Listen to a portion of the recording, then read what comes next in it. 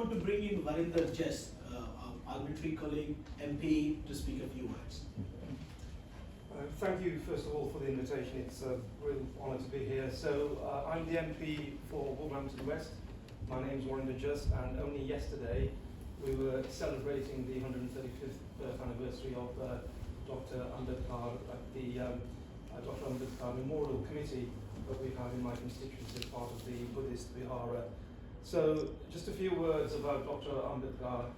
I mean, he was a revolutionary, a social reformer, an economist, a politician, a lawyer, and he, his quest was to achieve equality, social justice, and dignity. And I've often spoken about Dr. Ambedkar on previous occasions as well in my constituency.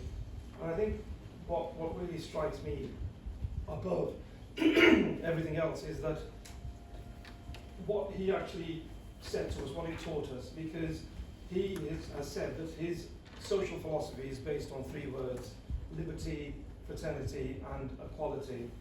And he became a Buddhist just a few weeks before he passed away.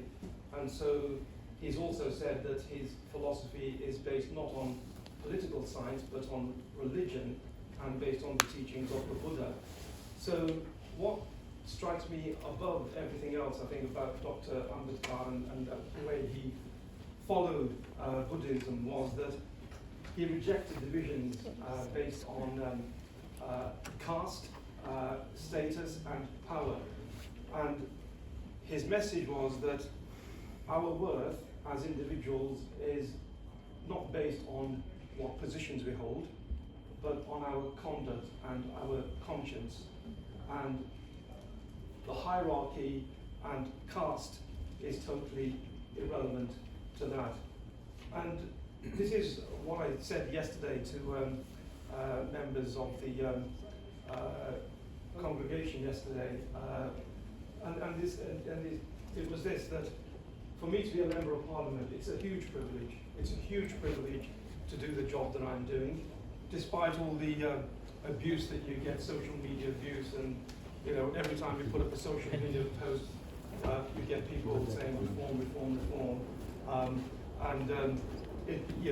It's a demanding job, it's an intense job, but it's a huge privilege. But what's more is that just being a member of parliament, or just being a lord in the House of Lords, or just having a particular position is not going to be enough. For us as parliamentarians, we need to use our power, use our status to achieve change.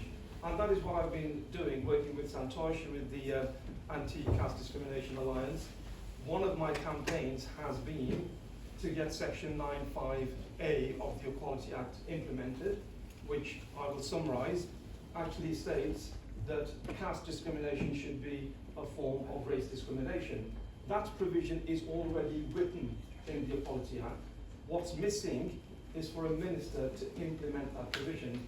So at the moment it remains ineffective. And I have to be totally honest with you, I have had MPs approach me, I have had other people in the community approach me, criticising me for what I'm doing, challenging me, saying that I'm not doing the right thing, that by actually saying that caste discrimination should be a form of race discrimination, therefore illegal, I am promoting casteism. I even had one parliamentarian say to me that you can't legislate against how people think. Now that's fair enough. I mean, I'm very glad that my children, the next generation, for them, caste has no relevance at all. So who they choose to be their partners, caste will not even come into it. So I'm glad that that thinking has changed.